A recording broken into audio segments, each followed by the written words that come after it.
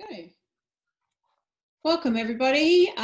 Thank you for coming along to this excellent talk that we're going to have tonight about jobs, work, justice and gender in the pandemic.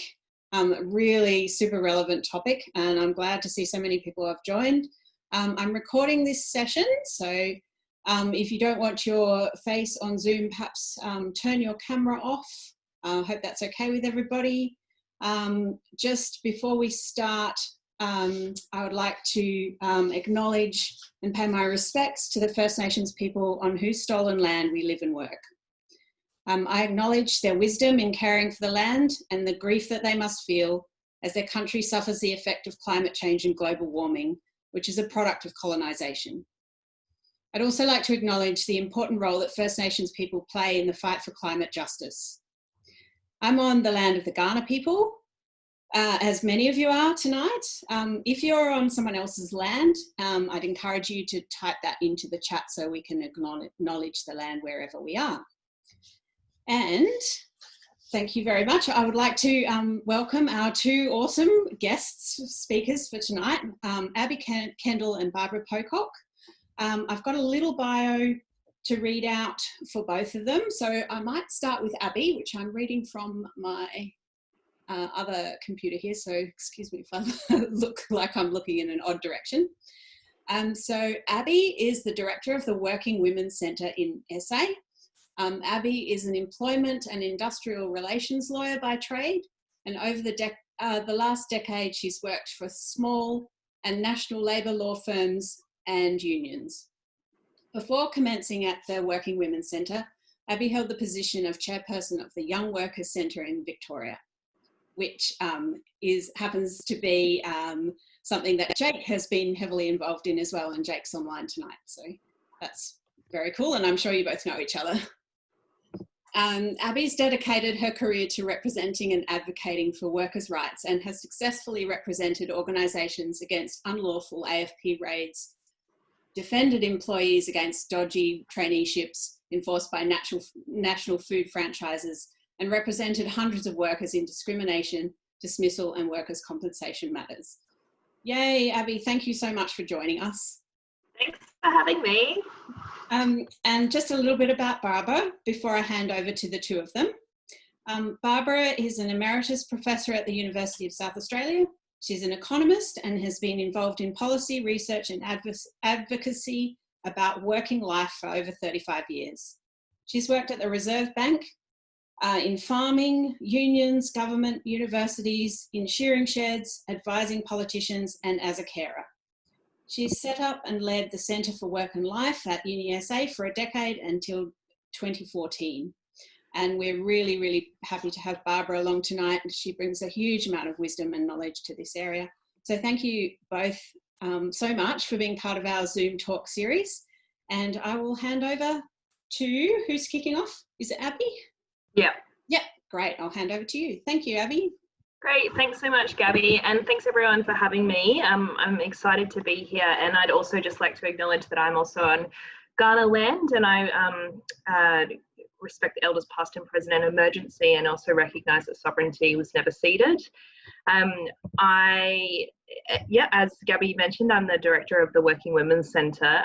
I think probably a lot of you will know about the centre, but possibly there's some online who haven't heard of us, particularly if you're not in South Australia. But the Working Women's Centre is a not-for-profit organisation that provides free industrial information, advice and representation to vulnerable non-unionised workers with workplace issues. Although we are a service for all sort of vulnerable non-unionised workers, we predominantly service working women and those from gender minority folk as well. We're engaged in research, education and training, and this is actually our 41st year of operation too. So we've got a strong history of being at the forefront of law reform and social change for working women, and we're experts in gender-based workplace issues. So as you can imagine, at any given time we're representing workers in wage theft matters, sexual harassment matters, unfair dismissals, discrimination matters, right through to slavery matters. We have a slavery case at the moment, which is about a migrant worker in South Australia. We operated right through the national lockdown, didn't skip a beat, didn't miss one day, and we've been advising workers about JobKeeper. We were advising workers about JobKeeper within an hour of the announcement. And one thing became incredibly obvious to us, and that's that we started to take calls from women who were losing their jobs, but that the women who were mostly affected and the workers that were mostly affected, at least as far as we were concerned, is that were workers who were working in feminised industries with high rates of precarity. And so this, although there have been issues with precarity and feminised industries and the working conditions of those working within those industries, we saw that the pandemic really hit those industries hard and exposed a lot of those cracks. And some of those cracks, we often talk about these cracks being perverse, and that they are, the erosion of workplace conditions. But I thought it might be helpful tonight to give you really concrete examples of exactly what these cracks look like, and what was going on before the pandemic, and what we're trying to stop occur after the pandemic. So one example of a workplace condition in precarious and feminised industries is where a worker is given 2 hours notice of a shift prior to that shift beginning. 2, 3 hours, 5 hours. We have a client at the moment who gets notice of her shift 30 minutes prior to her having to be there, which means that she is always on call. Workers having to juggle more than one job, that is, 2, 3, 4 jobs. This is all on the basis of employers wanting the flexibility of a casual workforce. We also know that if you're precariously employed, you're statistically more likely to be paid less than someone who is permanently employed. So often we think about casual workers and we think, oh, well, they have a casual loading and they have, they're earning a higher rate because they're casual. But actually, the stats, the data tells us that if you are in precarious work and you're a casual employee, then you are statistically likely to be paid less than a permanent worker. And that's got a whole lot to do with whether the way in which you're able to bargain for your own wage in employment. You're also far less likely to be a member of a union, and the alleged, temporary nature of your job means that you have less bargaining power in the workplace. And so we see high rates of insecurity in feminised industries such as healthcare, aged care, retail, hospitality and accommodation. And you will probably recognise that 3 of those industries, that is healthcare, aged care, 2 of them, healthcare and aged care, and really any allied health professionals are essential workers in our society at the moment, and that the other industries hit hard, retail, hospitality and accommodation, are the industries that have been hit hardest by the pandemic and subject to national lockdowns and closures. So when we think about the women in those industries, in particular young women, we can see that it's quite obvious that working women have been hit the hardest by the pandemic. For example, we've got in Melbourne, there's some really great maps, and I'll link it into the chat after this, that have come out of some journalism in The Age, where they've, where they are talking about where the virus is spreading and what kind of work the people are doing in these suburbs. And you can see that in Victoria, suburbs where there's a high rate of workers in precarious industries and feminised industries, the areas a lot more aggressive pace than suburbs where people are more likely to be in permanent and secure employment. This has obviously got a lot to do with these workers not having a safety net of sick leave. That is, they have to go to work, because if they don't go to work, they won't be paid. But also has a lot to do with the predictability or the control in which they can perform their own work. And so therefore, people in precarious work and in the industries I just mentioned before, and I'm sorry, I should have added the cleaning industry as well, they're not able to work from home and set up their home office. They have to go to work. And when I say work, it's often more than one workplace. So they're going around to, 2, 3 workplaces, and this is particularly happening in aged care. When the pandemic hit, these daily microaggressions increased, but really what happened from my perspective is that the blanket was taken off, and we were able to see exactly what was going on in these sorts of industries, because the pandemic made it absolutely obvious, not just to the worker who was suffering under these microaggressions, but from a macro level, where we had government policy taking into account that people were not going to be able to go to work and they wouldn't have a paycheck, and that's how we got JobKeeper. And it's also why state government of all political persuasions are introducing paid pandemic leave, because they see that precarious work and what's happening in our workplaces and the erosion of workplace conditions is having a huge impact on the virus spreading. So we, from the beginning knew that our clients and the South Australian community of working women would find it very difficult to survive through this pandemic if they were in precarious work. And I thought it might be helpful tonight if I told some stories about some of the women that are coming through the centre, so that when we're talking about these sorts of issues, we can start really naming the behaviour and naming the policy issues, naming the behaviour, naming the conditions that are being eroded, so that we can then have a better policy response. So in March 2020, Nina came to the centre. She's a casual worker and she's working for a cleaner for a small business. And when I say small business, I mean in the legal definition of a small business, at least insofar as the Fair Work Act is concerned, is a business with 15 or less employees. She cleaned private residences. On one occasion, she was working with her boss and she started to sneeze due to some dust. The boss asked her if she was getting sick and whether she had any symptoms of COVID-19. Nina explained that some dust got caught in her nose and that's why she sneezed. The next day, in a group chat the boss used to communicate with staff, the boss again asked Nina if she was still feeling sick. And Nina explained again that some dust got up her nose and that's why she sneezed. But she felt as though the rest of the staff panicked because of the fear that was, circulating in our communities at the time. She was also very upset that her own health had been discussed in front of a group of staff. The following day, she went to check her online roster and she found that she could no longer log on. Her boss had refused to give her more shifts, saying that she had an attitude problem. Nina was not able to lodge an unfair dismissal claim due to her length of service, and she did not feel like it was worth lodging a discrimination claim. And really, our advice was likely that it wasn't worth it. There's unlikely to get a result or a remedy for her in that respect.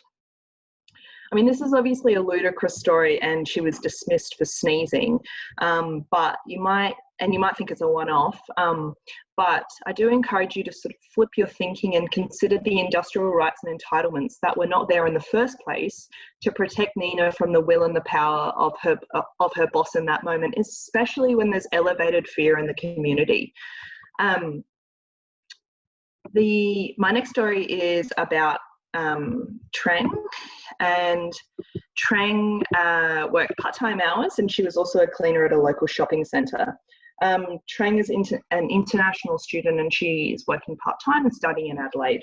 During the COVID crisis, she received an email from her employer dismissing her on the spot on the basis of alleged performance issues. Trang worked for this particular company for 3 years as the casual employee. The employer alleged that he had raised performance issues with her, but in fact he had never raised any issues with her. She was dismissed instantly. Just shortly before the dismissal, the employer had reduced her shift hours and he used the pandemic as an excuse. The shopping centre had in fact increased its opening hours and there was more work than ever for Trang. After the dismissal, a friend of Trang's later told her that the company was hiring again but paying $5 less an hour than what Trang was paid. The employer in this in this situation, had exploited the high rates of unemployment and also further, in Treng's opinion, the desperation of international students to dismiss Treng and then pay, her peer $5 less than what Treng was being paid. We achieved a good outcome for Treng, and it was excellent timing for her because at the time that we received a settlement for her, she was living off food bank parcels and a one-off hardship payment she had received from her university, of which she had paid over $50,000 to in the last financial year for her tuition fees. Clearly, if these workers had been employed in secured work and had a right not to be dismissed instantly, their employer would not have been able to do this, or at least it would have been significantly more difficult for them. In each story, there's a pandemic element, but really the common denominator here is the insecurity in work and their lack of bargaining power within the workplace. I mentioned before that in Treng's job, she was being paid, Treng's peer was paid $10 less than her, some weeks after she was dismissed. But Treng was actually being paid $5 less than the award rate. And the next person that took her job was paid $10 less than the award rate. This is absolutely disgraceful, but it's also not surprising. As you may know, the JobKeeper allowance does not extend to casual employees with less than 12 months service, and many casual workers, in particular young workers and young women, are working 2 to 3 jobs where then they don't stay with an employer for more than 12 months because that is, of course, the temporary nature of casual employment and what it's supposed to be, what it's set up for. But because many workers and casual workers in Australia, I think it's a million of them, have not receiving JobKeeper, it does mean that employers have been able to reduce the rates in which they've been paying, and it's often less than the award. I think one of the arguments from the government when JobKeeper was first proposed is that casual employees should not be entitled to JobKeeper because they've in fact been receiving the additional 25% loading that you should get if you're a casual employee. But we know if you're a casual employer, you're statistically unlikely to be receiving that 25% loading, and further to that, you're more likely to be underpaid, or that is subject to wage theft, being paid less than the minimum rate. So the safety net that was there, that was supposed to be there prior to the pandemic, the safety net to catch us, the sick leave, the holiday leave, the ability to plan for our future, the ability to save, was not there because, in fact, there's a whole crew of us, and they're predominantly working women, and especially young women, who have not been paid the minimum rate, have not had employment where they expect to receive sick leave or holiday pay. And for this reason, there really is very little safety net. I just want to finish by talking about a group of workers that I think are really the hardest hit, and that is international students and migrant workers. At the moment, through the centre, we're working with a group of 240 Chinese international students who basically spent the lockdown putting together lists of businesses in Adelaide and how much they pay per hour. There's over 50 businesses on this list at the moment, and the hourly rate of each of those businesses ranges from $6 to $15 an hour. I've had someone in my office who was earning $6 a massage. She's working in a massage parlour on Hindley Street. So not even $6 an hour, just $6 a massage. Some of those massages can go for 90 minutes. And so these are some of the conditions and entitlements that international students and migrant workers in Australia are being forced. In terms of justice and safety nets, I just don't really think that's good enough, and it's something that we certainly have to address through good policy and taking care of all workers in Australia. Thank you. Thanks, Abbey. Gosh, some of that is just shocking and terribly, terribly sad that this stuff is happening right on our doorstep. It really makes you feel appalled for those people who are putting up with such rough treatment in a wealthy society like we've got. I wonder about those food delivery drivers as well. You know, you see them on the bikes and you wonder how much they're making. Exactly. Yeah, Margaret, I agree. It is criminal. It's against the law. And yeah, I'm really glad that there are places that people can go for help, and for those people that do get help, good on you for doing what you do. Thank you so much. I should hand over to Barbara in a minute, but I just forgot to mention at the start that we will have heaps time for questions. We've got we're going till 8:30 tonight, so we've got a little bit more time than we usually have for our webinars. So if you think of great questions, please pop them in the chat, and we'll get time for some of those, and also some questions from the floor as well. Oh, Jane's already posting something there. We might actually, maybe just before we hand over to Barbara, do you want to just quickly talk to that question, Abbey? How does the Working Women's Centre get its funding? Yeah, sure. So 65% of our funding comes from the Department of Human Services, specifically the Office for Women. That's from state government. The other, 30-something% of funding comes from the Fair Work Ombudsman. So it's through the Christian Porter's, the Attorney General Christian Porter's department. And then the other lot is really through donations. It's, quite insignificant really, donations and some funding from SA unions. Thank you. Excellent. So we'll come back to questions if you're happy to do that after we've heard from Barbara. Is that yep. Great. Okay. Thank you so much. I can see people clapping. Yeah. Silent round of applause. Thank you.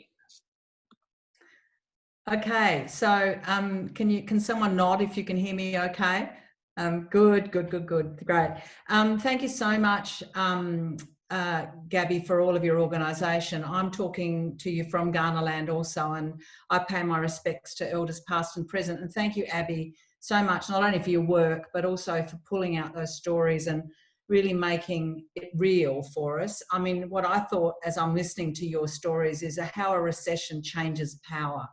It changes the power dynamic in such an incredible, big way for so many thousands of workers. So, yeah, it's so important to hear those stories. I'm going to talk at a more macro level about this recession, and I'll try and I'm going to talk just for 10 minutes, that's my plan.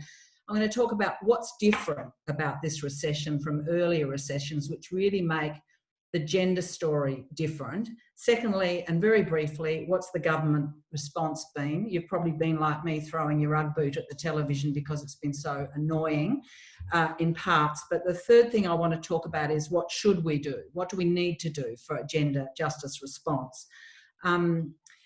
So what's different about this recession? And I've got some overhead points. If anyone wants them afterwards, I'm happy to stick them in the chat box. But I want to talk about briefly 7 things that are really distinctive about this recession. The first thing is that it's really going to be big and it's going to be long. If you compare it with the recessions of the 80s and 90s, which, an amazing 29 years ago, since we had 2 quarters of negative growth, we've had 30 years of great, and growth, with many other things happening that not so good. But in the 80s, with that recession, we hardly hit 750,000 unemployed. A lot of people it was at that time. And in the 90s, we had nearly 1 million unemployed, but we've already hit 1 million unemployed in our country now, with a long way to go. And the Grattan Institute says that around over 3 million people, more like 3.4 million people, could lose their jobs in Australia. The current official unemployment is around 7.5%, but even the ABS say it's more than double that if you look at underutilisation overall. So we've got a big problem, and the Treasury tells us, official unemployment could hit 13% this year. So We're in a long, deep recession. That's distinctive. The second thing that's really different is that we've lost jobs in such different places to the last recessions, which were really about manufacturing. Very painful job losses. Many permanent, long-time employees lost their jobs. But in this recession, as Abbey pointed out, it's women. It's women who are losing their jobs way more than men, and they have lost many more hours of work in those areas of accommodation, all the service sectors, retail, arts and the creative industries, the whole care system. So women have lost hours of work, and we've got 11% of women at work today who are on a 0 hours arrangement. That is, they're actually technically employed, but they have no hours. And that compares to 7% of men. So big gender differences, and women are withdrawing from the labour market and disappearing out of the statistics at a very fast rate. And there's a sort of secret triple whammy for people who are young, who are low paid and who are female. They are the most likely to be unemployed at the moment, and they're probably going to be scarred, as we know, for a long time from that. The third thing that's really distinctive about this recession is that we go into it with 1 in 2 workers female. When I packed up to go to work on employment creation in the Hunter Valley in 1983, the workforce was just over 1/3 women. Now we've got 1 in 2 workers women. Now that is a game changer in a lot of households. Women's earnings in Newcastle in the 1980s were considered pin money. There were plenty of women who were supporting their household, but in other households it was considered incidental, and it often was a smaller proportion of earnings. Women are now breadwinners in so many households, and their income and the loss of it is really a critical big shift that creates a lot of pain in our communities. So what that means is that more than half of our current job creation has to go to women. The fourth thing that's really distinctive about this recession is that it's caused by a pandemic. That is a really different kind of recession to one that's caused by greedy bankers, or one that's caused by just a downturn in the economic cycle or a change in the terms of trade. It's caused by an extraordinarily contagious and deadly virus which has forced us into our homes. Now that has a big impact on women. Big changes out there in the labour market, but also big changes on what's going on in the home, with a lot more care responsibilities, a lot more looking after each other, a lot more cooking, homeschooling, all of that. A lot more, not just physical labour, but emotional and organisational labour. And lots of women are finding that a really significant impact on their lives. We know from all the research over years, I've done some of it, that 70% of mothers without a pandemic feel rushed and pressed for time. They're stressed. What we now see is a much bigger amount of unpaid labour, and the stats that we're getting, which are not very good, but they're the best we've got, tell us that 2/3 of the unpaid labour is done by women. And that's exactly the proportion that the time use surveys from the ABS tell us that women usually do. So a very traditional allocation of unpaid labour, but a lot more of it. So that's a big impact on women. The fifth thing that's really different, and I think Abbey's stories really go to this, is that we're in a different kind of labour market in terms of the citizenship rights that workers have and the enforcement of those rights. I saw earlier that David Peets is on this webinar. I hope you are there, David, because David's research over decades has shown us that we now no longer have in most workplaces an active union delegate who can actually point out the kind of underpayment that Abbey's referring to. We've lost the policeman on the beat, the police person on the beat in so many workplaces, and we've got 1/3 of the workforce now that are not full citizens at work. And we see that so clearly in the operation of JobKeeper, where with the exclusion of casuals, of contract workers, of people who've got bogus self-employment arrangements, no paid holidays, no sick leave. And we know now that casual work kills people. It kills workers, and it kills the people they're looking after, whether they're hotel cleaners or security guards. And this is a really big issue if you pitch your recession response at proper to be other than casual. And it has a very big impact on women, because women are disproportionately in that precarious workforce, along with a lot of our young people. The sixth really distinctive aspect about this crisis is that it's it's not the only crisis we've got. We've got a second major crisis, which is looming in the background, and that is the need to address our climate emergency. So we've got a crisis that's urgent, it's important, it's killing many people around the planet, but we need at the same time to see the next crisis coming and the incredible significance and importance of decarbonising our economy, of dealing with bushfires, of switching to renewables, of transforming our transport system and stopping environmental degradation. All of these things are both a challenge in this COVID crisis, but an opportunity as well, and they should be really affecting the kind of economic response we make to this recession. And for the final issue I want to mention that's really just distinctive and different from earlier recessions, and it's a really positive thing, is that we can spend a lot. Unlike earlier recessions, we've got low inflation, we've got plenty of excess capacity to put to work, and every government agency, from the conservative people in the Reserve Bank, in Treasury, in every consulting house, all the banks, think tanks across the political spectrum are all saying, please spend. Last week we had the Reserve Bank saying to local and state governments, spend $40 billion as soon as you can. When did that last happen? You know, so we've got a big switch away from at least a major party obsession with balanced budgets to a willingness to tolerate in the current financial year a deficit of $183 billion. That is just incredible. The Grattan Institute, which is a pretty middle-of-the-road think tank, is saying, and we should spend an extra $30 billion in the next 2 years. Otherwise, we'll have very high levels of unemployment. So we've got no shortage of money. We've got lots of money to spend. So let's then turn to what's the government actually done. Well, many of you will be very familiar with this. They turned on the tap really fast for a wage subsidy into the private sector. That was a really good, fast thing to do, despite, of course, many limitations in it. Left a lot of people out. It turned the tap off too quickly for childcare workers. It's never done anything for universities, which have been singled out for such specific attacks. It's left out casuals.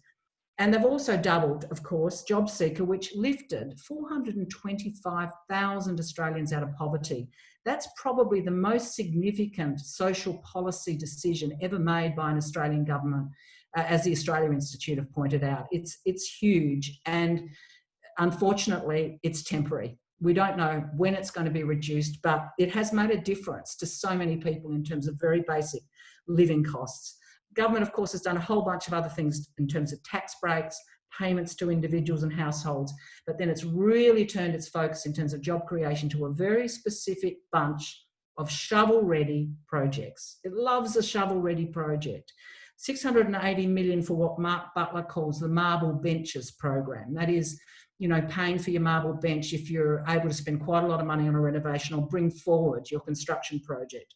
Shovel-ready projects in local and state government up to 1.5 billion, a third of which is only on roads. We've got a gas push from the COVID Commission, which we've yet to hear the government respond to. But in terms of employment creation, beyond the wage subsidies and the improvement in JobSeeker, what we're looking at is a program for a 1950s workforce. It's not a program for a 2020 workforce. It is people, it's such a classic case of a bunch of politicians who just don't get the modern family or the modern household. They don't understand it and they don't know how to write policy for it.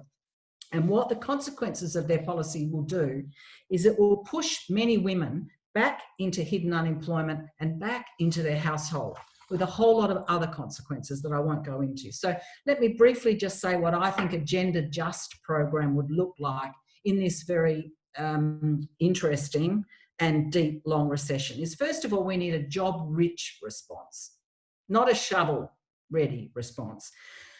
The Australia Institute once again has shown us that if we spend $1 million in construction, we create 1 job. If we spend $1 million in childcare, we create 9 jobs. So that's a job-rich program, and we know we need it. We underspend in our childcare system relative to almost every other OECD country. So we've got a lot of things we can do there to catch up, but we need to target those employment creation programs to women. And we know that those 9 jobs in childcare, for example, 8 of them at least will be held by women. So there's a whole lot of things we can do that that build not the infrastructure of roads or the infrastructure of really big freeways and that sort of project. We need to build the infrastructure of everyday life. That's what we need to build. And that includes bricks and mortar. That includes, of course, building social housing, given that we've got 400,000 people on our waiting list for public housing at the moment. There's two particular areas of focus that I want to push, advance as obvious places for us to spend. And the first is our care system. We really underspend on aged care and childcare. And if we really boosted our childcare spending, I mean, if we just spent 5 of those 183 billion and added it to the 8 billion that we actually already spend on childcare and take that total to 13 billion, we would be able to make childcare free for almost everybody except the very rich.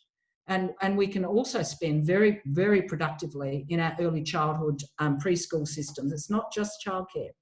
We really need to extend quality early childhood services. And our aged care, we know it's being shown to us every day with enormously tragic consequences. We've got a need to spend between 10 and 20 billion immediately on creating some hundreds of thousands of jobs in our aged care sector. Many of those jobs will go to women, they will be socially useful, and they make a real difference. The second big area we need to focus on is in relation to the environment and the crisis there. There are so many job-rich employment opportunities in a beginning, not just mitigation, but also preparing our world for the crisis that's coming next. Greening our country, remediating our bushfire damage, supporting renewables. There'll be lots of jobs in that for women and young people, and they are really effective ways for us to spend our money. And I just want to end by saying, none of this is rocket science. We've done it all before. We've done large job creation programs through state, federal, local and not-for-profit organisations. Every one of those organisations has a shopping list of things that are essential in their local government areas and communities that we can do immediately. This is that infrastructure of everyday life, and we really need to do it and set targets for women's employment. If we don't do that, men will get more jobs and many disadvantaged groups as well as women will miss out. We can move to a national job guarantee as modern monetary theory encourages us, but even if we can't do that immediately, we've got the big green go-ahead stamp from all our financial institutions, and we must do these things now before the next crisis hits us. We need different leadership, we need a better road, but we can do it and we can really make a difference which will affect so many thousands of men, women and children. Thank you. Yeah. Another round. Thank you so much, Barbara. That was great and so informative. And there's heaps of excellent comments coming through on the chat. They just keep coming. That's wonderful. Thank you so much for giving us that overview. I think a couple of people were kind of approaching this question from different angles, including a question that I put in. And perhaps I'll ask the question, are the decisions being made the way they are because the people making those decisions are the ones who never had to, navigate a employment situation where there were like one job for every 15 job seekers, where university education was free, where there was no discrimination that they were facing to get where they are. Does the problem come back to who is making the calls? Abbey, any thoughts? Yeah, I mean, I absolutely think that's the case. Through the course of my work at the centre, I meet with politicians all the time and tend to, be having conversations with them, casually, but also in a formal sense, especially when it comes to the funding the centre. And, some of the stories that I tell them, they seem to be shocked, but also not really understand how curse. Like, how could somebody be a slave in South Australia, or how could somebody just be fired on the spot for coughing? And I think that's because they don't have any experience in precarious work. Probably they've been in secure employment for a lot of their time. And, you know, they're no doubt from, you know, middle and upper class backgrounds, many of which who would have been privately educated. And so I think when, you know, it's not to say that, you know, one or two of those people is can't make a good decision for the community, but when you have an entire group of them, it's like an echo chamber, and they're not really able to empathise or really understand what workplaces are like, because they've never worked in the type of workplaces that we're talking about tonight. And then, of course, you know, I think, you know, the Senate has 50% women in it at the moment, but the lower house is, you know, far from that. And, you know, only recently 3 ministers were appointed in South Australia and 3 men were replaced by 3 men. We need diverse voices in the room to make decisions that assist the diversifying and multicultural and, you know, and gendered world that we live in. Can I just add one thing? Because I agree with everything you've said, Abbey, but I also think we have hollowed out our bureaucracy so much that we don't have strong policy people there who have got the imagination and the knowledge to actually devise anything other than a wage subsidy. And I mean, there's also real politics in it. Conservatives want wage subsidies and they're just pushing that money out, and some of it we know isn't even getting to workers. But I think the institutional capability, and particularly loud, noisy, respected feminists, are now there are not a lot of them that you hear. Like, they have the kind of proposals that went up on March the 30th for JobKeeper and JobSeeker wouldn't have had a vigorous screening. I'm willing to put quite a bit of money on from a well-organised women's advisory unit, which were there in the 80s and 90s. Not perfect, but that kind of whole network of decent policy advice is missing now. There's a question here about, do we know what data the government is collecting and whether it is gender disaggregated? I think Stephen has said that yes, it is. Oh, there's a question from Noah. Noah's asked, Barbara, what did you learn from your work in the Hunter Valley during the 80s recession that could be applied in the current economic crisis? Do you think the policy lessons learned from previous recessions are being applied now, or are they being ignored?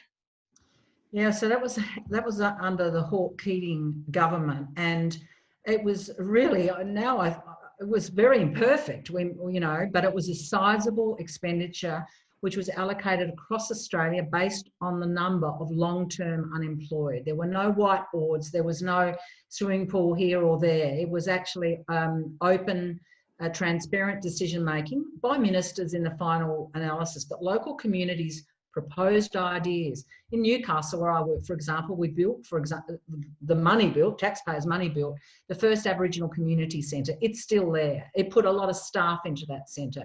It built childcare centres. It put multicultural workers into those centres. It built and repaired the surf lifesaving clubs that you can still see when you drive around Newcastle. It was built in the first recession in the 1920s. So, I think there is, and every one of those projects had to show how many jobs would go to men and women, how many would go to Aboriginal workers, what training there would be, what opportunities were there for people whose English was their second language. So we can do this, we could do it, and we could do things that communities really want. But we need the vision to do it. It takes a well-organised bureaucracy, and it takes community voices, of which there are plenty. Do you see women breaking through to positions where they are able to, young politicians, young activists are getting more airtime?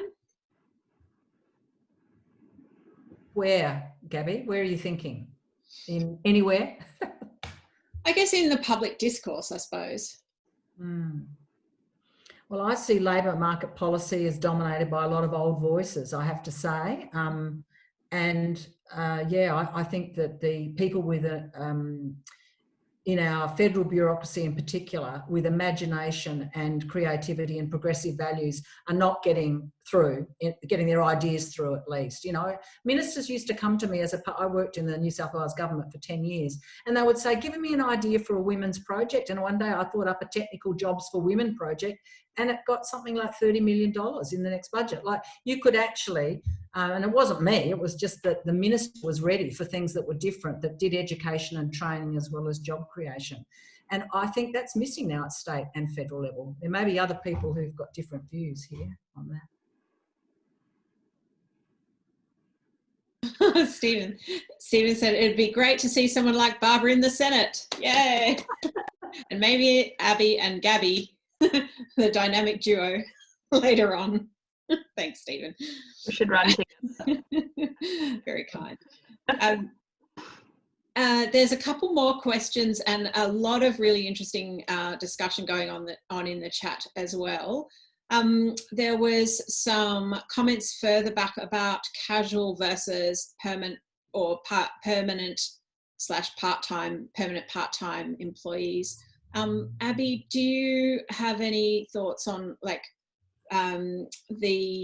how we can change the rules around casual employees to help them be less discriminated against in terms of outcomes?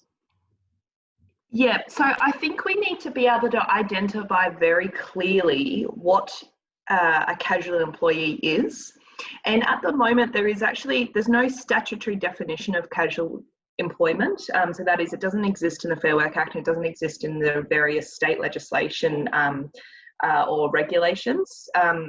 The closest you'll get to that is sometimes in an enterprise bargaining agreement, a casual employee is defined, but that's really because, you know, generally the union has come forward and said, we will be defining what a casual employee is, so that you can't just say someone's a casual, give them erode their entitlements and conditions, pay them one set rate no matter what work they do, and then dismiss them on the spot, when in fact they are a worker of which is working regular and systematic hours and has an expectation of work into the future. And that's the big thing about casual employment is, if you are a true casual, your employer should have no expectation of you. You should have no expectation of your employer in terms of work into the future. And so that is perfect for kind of, hospo jobs, when you're 21 at uni and you have a job there and you're on the roster this week and you work Friday, Saturday, then the following week you might work Wednesday, Thursday night. And that's one type of job in itself. But what we have is entire industries which are hiring casual employees, or calling them casuals, but they're working 30, 40 hours a week. They're working the same shift every week. They're working for years on end. And they haven't received any sick leave, any holiday pay. They're getting slightly more than the minimum wage in that they might be receiving, they should be receiving a loading. But that's certainly not enough to set off the entitlements and conditions in which they're missing out. So I think the first thing we need to do as a society is to figure out, and I mean, most of the work's already done, just say, this is what an actual casual employee is, and we'll have a definition there that should be then policed, so that you can't have industries, I'm just getting distracted by the chat, so you can't have industries which are dependent on, precarious labour. So I think that's really the first thing. I mean, the other thing is that we really need to increase union density. We need to get back some of the some of the rights that we've lost, through, work choices at first, but also the Fair Work Act. I mean, if you're a union organiser and trying to get on site to talk to your members or recruit or check out safety, or check out, inspect wage records to see exactly what people are being paid, you have to give 24 hours notice in most cases, unless there's some sort of safety issue. And even at those times, it's so difficult to get on and actually do the work and police our industrial relation system in our workplaces. So, if if I had any power tomorrow, I'd be trying to get a definition of casual employment to put in the Fair Work Act, so it's absolutely clear, and then strengthening the powers of union power in this country. Yeah. Thank you. I actually had another thought that I think has been raised before in the chat, which was around the free childcare. Mm-hmm. Can we talk a little bit about what impact that had when it was brought in, and then the impact of it being taken away again, and how that's affecting particularly women, obviously, with their work and home responsibilities? Mm. Yeah. Stephen mentioned data before. We've got some really good data about some things and really crap data about other things. Like the ABS has been really quite amazing in the pandemic. It's quickly responded with labour market data. It's broken down by gender. It's openly talking about underutilisation and looking at the holes in its own collection of unemployment figures. But we are missing so much other data, including things like what's happened to use of childcare as it became free. We certainly got a lot of anecdotal evidence that especially people on low incomes and middle incomes too, childcare is so expensive, that it made a huge difference. It took pressure off families, and it really assisted individuals to get back to work. There's a package that's been reintroduced as JobKeeper was taken away from childcare, and I haven't seen any information about how it's impacting on families. But a lot of people are thinking that COVID has shown us that free childcare, or close to free childcare, actually, I don't mind charging very wealthy people for childcare, and I don't mind people making a small contribution. I think there's good policy reasons for people engaging more with a centre where they've got a little bit of skin in the game, but not very much. We underinvest so much in our childcare sector, and it's a triple win. We raise our participation rate when we spend it, when we do it, and we just do so much good for children where it's quality care. So yeah, we don't know the story yet, but lots and lots of women are saying, well, their pay means nothing after about 3 days of work. They lose any financial positive benefit in their pay packet if they're paying for childcare as soon as they hit 3 days of work. So we've got to fix those kind of problems. Yeah.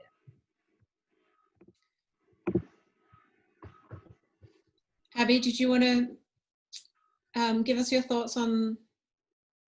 Yeah, I mean, I completely agree with that. I think I was just speaking to a friend of mine the other day, and she wrote up this story out for me, because she's a single mother of 2 kids. She's a social worker in child protection, and her kids are 3 and almost 2. So she lives this very hectic life, and childcare is a huge part of that.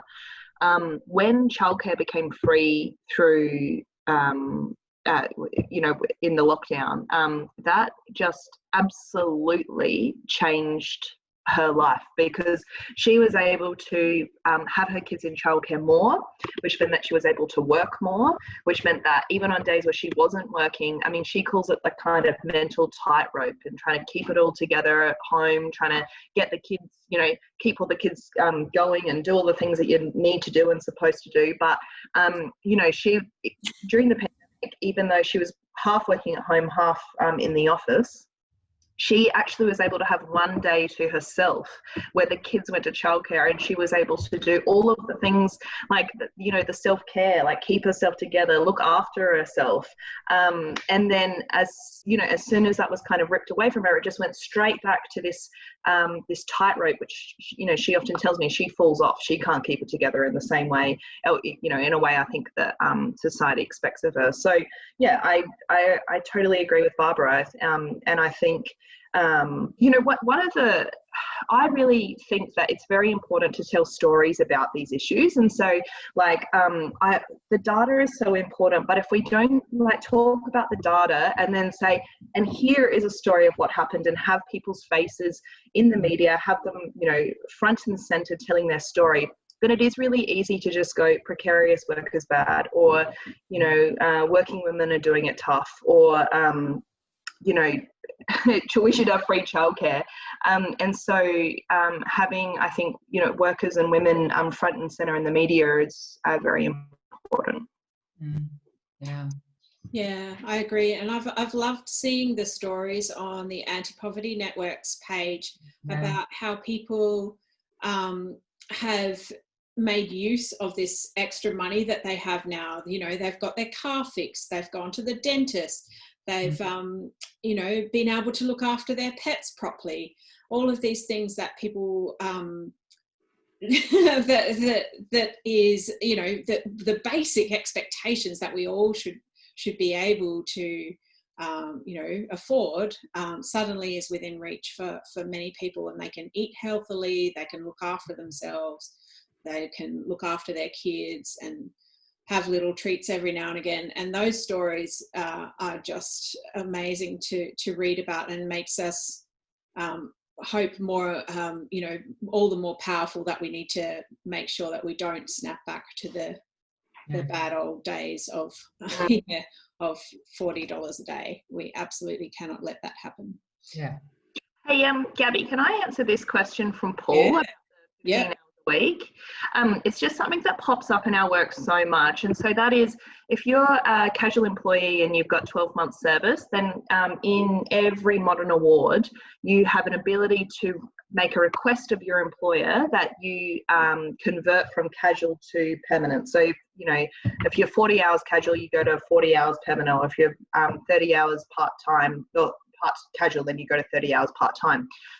And I agree that it should be less than 12 months. 3 months is probably a good benchmark, because at about 3 months, you'll probably know whether there is an ongoing expectation of work or not. However, when workers make this request, the employer can reject it based on operational reasons, which means that if they don't want to do it because they perceive as getting in the way of profit, then they won't do it. And they have a legitimate reason not to do it because the Act allows them. It gives, operational reason. It can basically mean anything. Then the remedy for that is to sue your employer, but it's not to go down to you can go down and do a sort of breach of award dispute in the Fair Work Commission, and there are some other remedies as well. But this is timely, it's going to cost you money, and you're also a casual employee, because remember, they've said no. So you're not going to be a permanent employee. So you're a casual employee with very little bargaining power, making a request of your employer to become permanent. At that point, no worker in their right mind would sue their employer, because they'll be dismissed. Something will happen to them in the workplace. And so, yes, I absolutely think let's reduce that to 3 months. That's far, no one should be in casual employment for 12 months at a time anyway. That's not what casual employment means. But structurally, we have a huge issue because it is all weighed against the worker. And it's allowing for our workplaces to continue providing casual, precarious employment as though that's the norm, when, it should be. And once again, it's not hard to find countries that do this so much better than us. Over in New Zealand, everyone gets a paid holiday in proportion to the hours they work in a year, and it's not difficult to do. It will be contested, but I think a lot of Australians see this as, and have thought for quite some time, that this is not a good thing. We know that the pay rate of casuals is way lower on average than the workers they work alongside doing the same work, even though they're technically meant to get the casual loading, partly because of what you talked about, Abbey, the underpayment, not getting paid your loading, but basically often because the workers alongside you have got an above award arrangement that's been there for a while, and they aren't properly compensated for all that they lose. The loading does not compensate for everything. It doesn't pick up the price of being precarious or the possibility of promotion and long service leave and holidays and all the rest of it. Yeah. Thank you. I'm just going back through the questions to see if there's anything we missed. There's one from Meg about aged care. In aged care, can we help workers and residents with regulation? In some homes, workers have unachievable expectations, 7 minutes to have a resident showered and dressed and fed. 7 minutes. Yeah. Yeah, and half an hour if you're driving to someone in their own home, to turn up, come inside, greet them, undress them, shower them, get them dressed again and out the door. You know, like it's just appalling what we're doing in aged care and in disability care. You know, we've got workers who are doing 4 visits a day backwards and forwards to someone's home with no pay for petrol or support with their car and all the rest. It's just unbelievable that we're doing this. So I think the Royal Commission is going to come up with some things that will be interesting and possibly really game changing. For example, ratios, which we're desperate for in our aged care, in residential aged care. But also we really need to look at what we've done to workers in looking after people at home, which is where we all want to be. And that's the future that will be larger.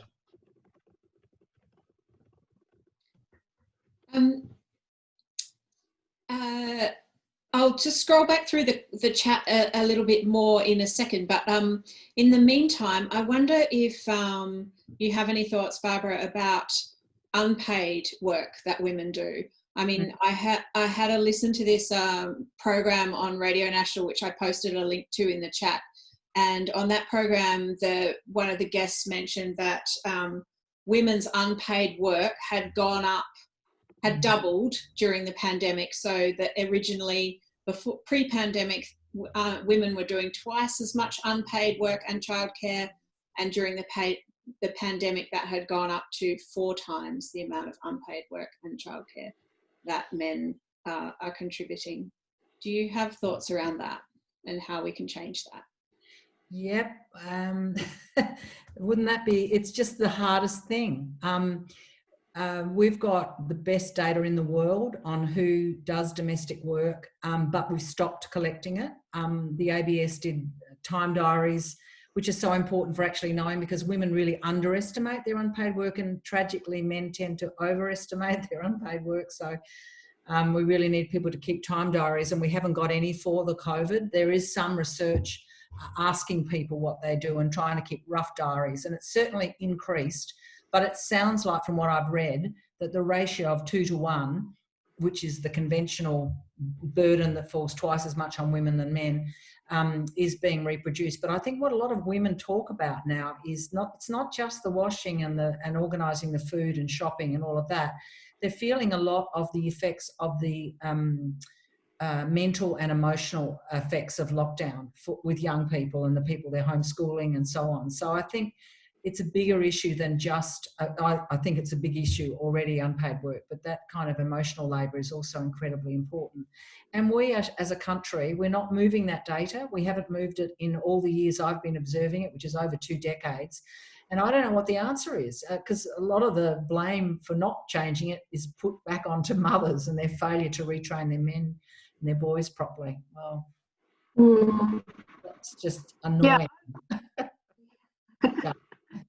Yeah, I bet. I was wondering the other day, I heard someone talking about how popular or how effective the slip, slop and slap campaign was, to put sunscreen on your face and your body.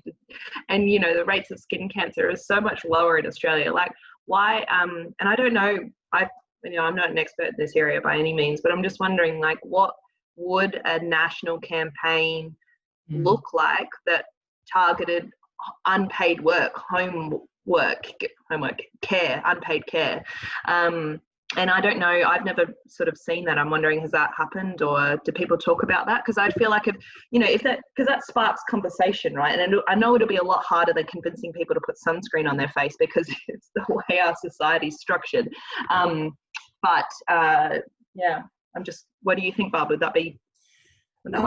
One of my favourite research projects ever was interviewing young men and young women in grade 7 and year 10 about, and this is not so long ago, tragically, about how they thought they would organise unpaid work in their households. And the young men had strategies already about how to minimise and how they would hope to find a wife who would do it all. That, you know, for example, and this was across rich and poor schools.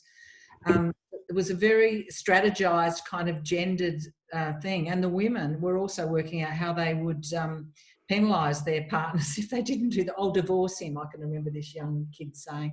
So, you know, I think it just goes really deeply to our gender constructions as men and women, and I'd love slip, slop and slap to do it, but it's kind of a big cultural shift and we're not seeing it change yet. Mm-hmm. Despite ScoMo cooking Sri Lankan curry on last Saturday night. On Facebook. Stephen's responded here with a comment. I wonder if we might throw to him very quickly to talk about, if we did have a job guarantee, how would we treat people who are working in those caring roles, either for caring for their own families or caring in the community? Is that okay if we throw to Stephen quickly? Oh, I don't know. The wrong room for. I don't know. That's a difficult one. I don't even know whether parents, for example, would want to be labelled as part of a job guarantee and being paid something that somebody called a wage, where we were talking about caring for children. I do think that we need to be much more generous in terms of income support. But it's not something I have any expertise in. I just wanted to say, and this goes back to a book from the 1980s by a New Zealand academic whose name I can't remember, but was one of the people that almost founded feminist economics. Marilyn Waring. Who said, what about actually measuring I don't even like to use the term economic value, but putting a dollar value on caring work and including it in some sense in national accounting, and then looking at what proportion of that particular industry, if you want to call it an industry, is women's productivity, and whether actually that might get people talking about these kind of issues a bit more. Yeah, Marilyn Waring's work has been so profound, hasn't it, in encouraging us to really see how, if we measured unpaid work, it actually doubles GDP in almost every country. One of the challenges, and this is one of my, I'm curious about this in modern monetary theory and the notion of a job guarantee, is I feel like we need to think about work in a very broad definition and for example, include creative work and certainly include caring work as socially useful things to do. That may not mean you're in a workplace, but you're making a contribution in your community. And you shouldn't have to just turn up to a paid job in order to qualify as being employed. But one of the problems with that for feminist policymakers, Stephen, is that if you make a payment or make accessible a job guarantee to women who are caring, then you lock them in to that domestic function. And there are a whole lot of negative things that come from that, which we were very happy to leave behind in the 1960s. For example, being beholden to a man who runs a household, being subject to controls. So yeah, it's a really complex issue, and I think I've yet to sort of come to grips with the way job guarantee can do something in a way which doesn't give the caring responsibility one way or another to women, but also recognises caring work as useful work. I don't have an easy answer for that. I don't think that caring work within the home is best classified as part of a job guarantee, but I do think that we need to have a different approach to income support for people who are in that position. But that doesn't mean that's not an official. I'm not in a position to give an official MMT view, and there isn't one. Sure.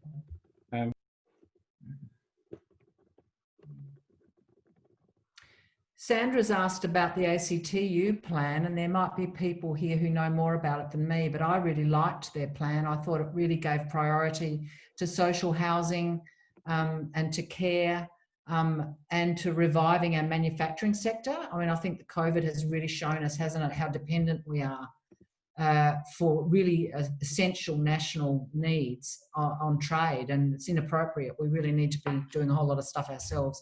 So I thought the ACTU plan was fantastic, and it really showed the quality of leadership now that we have in the union movement.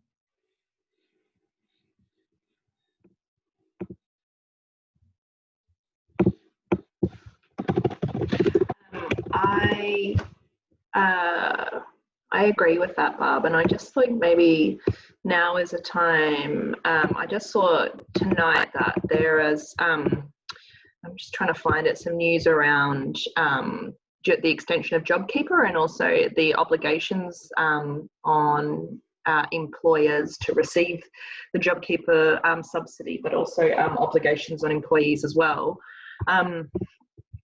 I think, and I'm sorry, I've just read it about 2 minutes before we started this Zoom, but I mean, basically the Libs have given Labor a draft bill tonight talking about JobKeeper and the extension of JobKeeper. They're proposing that there kind of be 2 tiers. The first is that a tier for businesses that are still having a 30% reduction in revenue, so which is the sort of benchmark at the moment, but then also a second tier for employers who have a 10% reduction in revenue. And that reduction would allow an employer to reduce an employee's hours of work to not below 60%, but that would mean, if you reverse that, it means they can reduce it to 40% less than what they were contracted to work, that they can require an employee to work less than 2 hours. They cannot require an employee to work less than 2 hours a day, but, most awards require a 3-hour minimum engagement. And so actually that's a reduction in our entitlements and conditions. That, of course, they'd be dropping the payment from $1,500 a fortnight to $1,200, and then and then down to $1,000 from early January. So, although I also think that the ACTU plan was good, it looks like, that ignores the plan, and it certainly ignores what the ACTU's been talking about in terms of amendments to the Fair Work Act and JobKeeper directions, and they've always said that we have to snap back to the way that it used to be in terms of the amendments that they agreed to for the Fair Work Act. So I think in saying all of this, we have to be, super careful that we aren't just that we not only snap back but also win back some of the conditions that we've lost over the course of, the last 25 years. And so while the ACTU's plans are great, it's also, in my view, about the ACTU being able to convince the Labor Party and other minority parties that the erosion of our entitlements is not a good thing for any of us, because you can see the trajectory. It's already, 3 hours minimum engagement. Now it's 2 hours minimum engagement, and winning that back will be incredibly difficult. So yeah, that's just my view on that. Yeah, it's really hard to claw it back once it's been given or conceded. Yeah. Just some comments about women in work that is predominantly low paid, like cleaning, care, care work, healthcare work, I suppose, in a way too. I wonder if you have any thoughts about, like, you're seeing now women are what we are calling frontline workers. So they're the retail workers, and they're the carers in aged care residences, and they're the ones that are putting themselves in harm's way, in a sense, with coronavirus. Whereas 6 months ago, it was all about the firefighters, and the kind of the heroes were the firefighters, and of course there are many excellent women firefighters. But I don't know if you have any comments about, like, this changing view of the people who are the ones who are celebrated for the work that they are doing to keep us all safe. Yeah, it's so interesting, isn't it? Because there's such a disjuncture between standing at the front of your house like the UK Prime Minister and clapping at 7 o'clock every night, and actually paying a cleaner in a hospital a decent pay rate, or making sure they don't have to move between 3 childcare centres to cobble together 20 hours a week. I think we've seen some interventions to try and raise rates for people in care occupations. The Labor Party did some things in earlier years, recognising that you can't just set a higher rate, you actually have to fund it through public money. And I think that is really important, that we increase our investment in the sectors where we can. That won't reach the private sector care workforce, which of course unions have worked so hard to raise the rate for. But the other thing I think that's a really big sleeper issue is the need to get for-profit providers out of the care system completely. I think we've run a gigantic social experiment which has shown us that making money out of aged care is a really bad idea, and we should stop it. We should work against it. 70% of our COVID deaths are in private aged care facilities.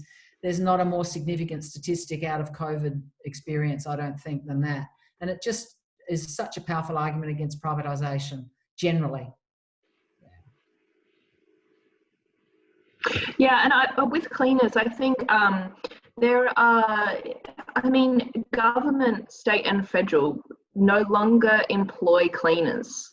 They contract it out to private companies. And so the first thing that they could do immediately is to employ cleaners directly. And I think that would be, and I haven't certainly heard people at you were talking about this, is that if you want to really, congratulate cleaners at the end of this pandemic and say you're an essential worker and you're brilliant, and they absolutely are, then like you said, Bob, stop clapping and just employ them directly and pay them a decent wage. They could do that. They could do that immediately. Absolutely. I think we should all become the government, like make us in charge. We've got the brains right here in this room. It's true. Do it. It's true.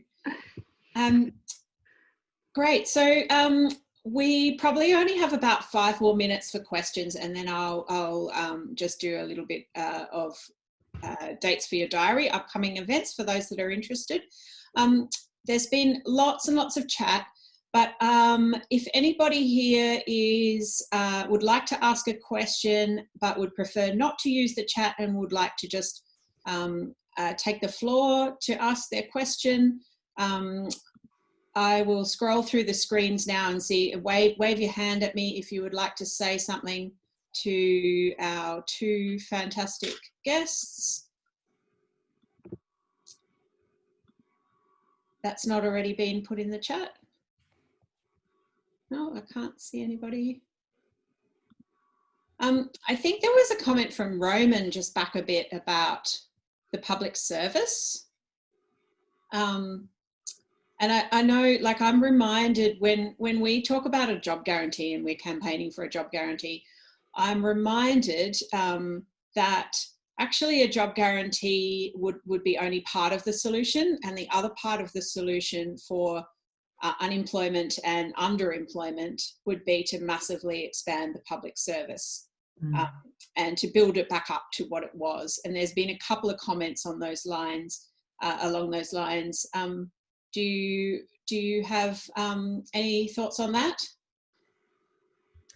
I'm really strongly in favour of significant large public sector interventions. I think Stephen was writing about them in there as well, especially around responding to the environmental crisis that's coming our way. There are so many things we can do. I've got a friend who works for Habitat.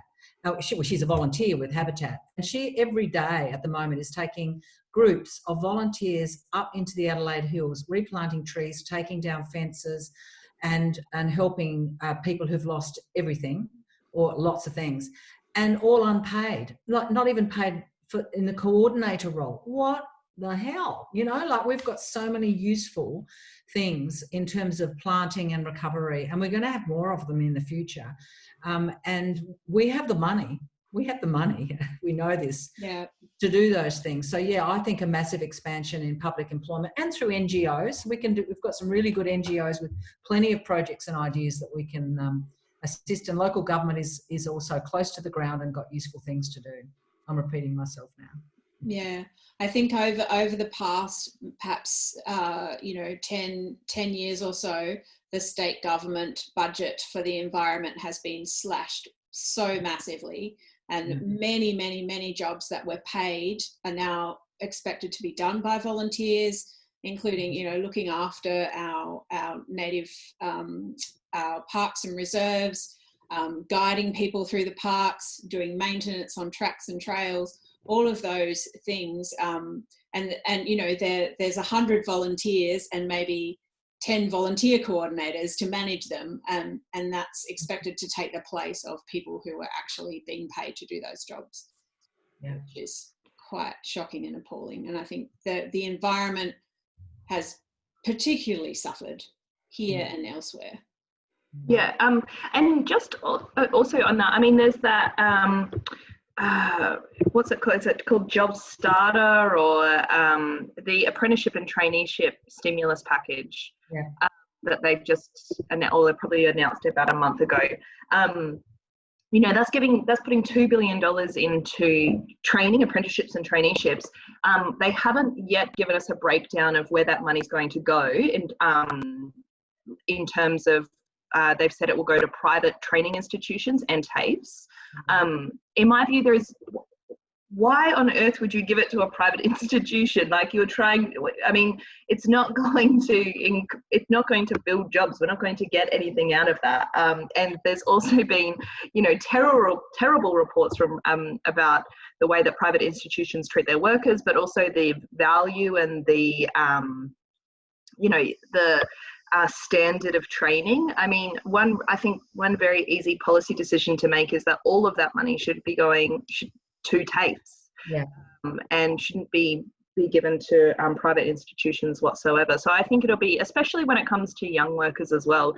I mean, if you want to take a young worker through to, you know, maybe to be out planting trees or doing some of this environmental work, they're probably, you know, depending on what the job is, they're probably going to need some training. They should be going through our TAFE, our institution of TAFEs, and then moving out to do that climate work. And especially where the government's talking about these traineeships being, these training and apprenticeship subsidies being kind of 6 weeks, 8 weeks, 12 weeks long. They're not long courses. And so if we're trying to build the skills, we should be building the skills towards the climate, to be assisting with the climate emergency. But yeah, I think that we should riot when they start giving money, well, you know, sorry, when they start giving money to private institutions.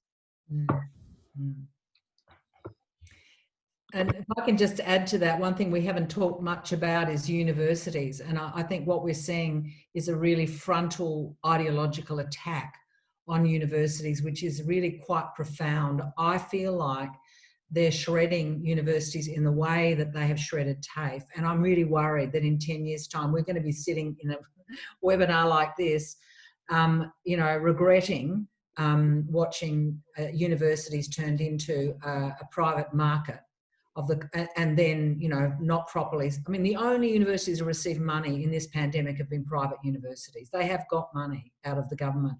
And we're seeing attacks on so many fronts in universities, you know. I won't go into it, but it casts a really long shadow on the kind of society we are if we stop, you know, really make it very difficult for people to study humanities or history or any kind of stuff around inequality. That will disappear from social science teaching if the kind of bill that they're talking about gets through. Yeah, I wish we had more time to talk about universities because that is a huge issue. And Bonnie mentioned as well, the area she works in has been totally gutted, and I'm sure this is like a story that so many of us can relate to. Money being funneled away from universities and public institutions and towards for-profit companies and you know, places like Job Active that are profiting from the misery of making people apply for jobs that don't exist. Yeah. And which is why we all keep doing what we're doing. We plug away and we make change, and we, you know, we fight for what we want, to the kind of future that we want to see. We've only got a tiny amount of time left. Would you like to do a quick wrap up? And I might just mention after that some things that we've got coming up, two events that we've got coming up folks that are interested. Abby, you want to go first? Yeah, sure. The wrap up, the final word. I mean, I think, I think it's really difficult I think we have to make space for women in politics, and in particular, we have to make space for young women in organising and activist movements, because a lot of this, if we want decisions to be made for working women and for young women, and we want to fix some of this, precarious work stuff and make big, bold changes, then we have to do something different. And that the difference, I think, is listening to alternative voices and further First Nation voices and people of colour. I don't think really, it's so difficult actually, because we just went through this at the centre where we have just recruited a bunch of new people, and we really only received applications from, not only, but quite a few from real middle class young white women. And so it was, without, I almost wanted the government to tell us that there had to be quotas around that, and so that we would encourage other people from other groups to apply, so that we could diversify our own voice within the centre. And so, I take total responsibility for that as the director of the centre, and I know that we have to do better. And so I think, I think that's my closing comment. We need to diversify the voices in the room. I have a responsibility to do that, and everyone else in this webinar does as well. Yeah, totally support what you're saying there, Abbey. But I also want to say how important the Working Women's Centre is. Yeah. How many years is that? You say 41? Yeah. Or 41. Yeah. So important, because apart from the incredible difference, I think you've recovered over $500,000 in underpayment in the last year. Was that right? Yeah. We haven't even talked so much about that. Yeah, $500,000. So that's $500,000 that really went straight into the back pockets of South Australian working women. And yeah, so that was pretty cool. It's big. It's a big achievement. I guess in closing, this is the first time I've ever actually been the spruiker on a webinar, and it's much harder than you think, gang. But it's much more fun to sit there and chop up the onion and make the soup while you're listening to people. But I want to say thank you to everyone who's been on, and I can't believe we've still got almost as many at the end as we had at the beginning, because it's a long time. So thank you so much, and also for people's comments. I noticed that Sandra's mentioned the arts in her commentary, and we didn't talk about it much, but yes, 120 million or whatever it is, and not hardly $1 of it spent yet on all of those workers who lost their income in a moment when the COVID came. The final point I would make is that I'm really worried about the next generation, young men and young women whose lives are being transformed right now, and there will be a long shadow for many of those, and I'm really hoping that we get government action which does something to mitigate not only the employment but also the other impacts in mental health and so on for a lot of our young'uns. So that's my final comment, and thank you so much, Gabby, for you making this happen and all the things you do. Thank you. Thanks, Gabby. Oh, thank you both so much for being our guests tonight. Look, I really appreciate having both of you along, and hopefully we can get. We've got a book on order from the UK called "The Case for a Job Guarantee" by economist Pavlina Chernova. I've got a couple of copies of that, so hopefully we can perhaps give one to you, Abbey, as a gift for coming along tonight. Thank you.